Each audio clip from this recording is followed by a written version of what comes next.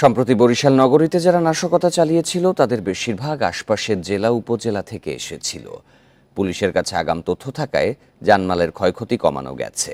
এসব তথ্য জানিয়ে পুলিশ বলছে এ পর্যন্ত গ্রেপ্তার করা হয়েছে 150 জনকে। গত 16 জুলাই থেকে 18 জুলাই বরিশালের নথুল্লাবাদ বিএম কলেজ, জিয়া সড়ক, চৌমাথা ও বিশ্ববিদ্যালয় ক্যাম্পাসে পুলিশের সাথে শিক্ষার্থীদের সংঘর্ষ হয়। এতে অংশ নেয় জেলা উপজেলা থেকে আসা অনুপ্রবেশকারীরা। তাদের ছত্রভঙ্গ করতে প্রায় 5000 রাউন্ড টিয়ারশেল, রাবার বুলেট ও সাউন্ড গ্রেনেড ছোড়ে পুলিশ। যারা অনুপ্রবেশকারী, যারা বাহির থেকে এসছে, এরা অছাত্র ছাত্রদের মধ্যে প্রবেশ করে আমরা যেটা জানতে পেরেছি, এরা অনেকেই রুমাল দিয়ে ঢাকা ছিল মুখ, গামছা দিয়ে বাঁধা ছিল, পিঠে ব্যাকপ্যাক ছিল। আমরা 8টি স্পট চিহ্নিত করেছি, সেখানে আমরা চিরুনি অভিযান করতেছি।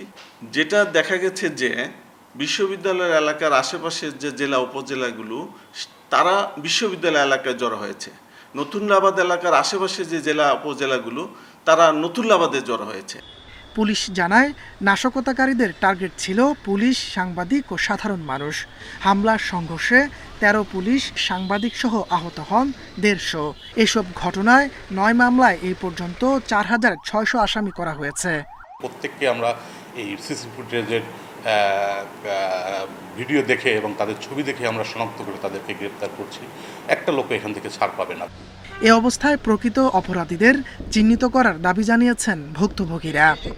সব ভিতরে ছিল মানুষ, এখন মোটামুটি মানুষজন বের হয়েছে, কিন্তু আতঙ্ক যায়নি। দ্রুত জনমনে স্বস্তি ফিরে আসবে এমন প্রত্যাশা বরিশালবাসীর। Independent news.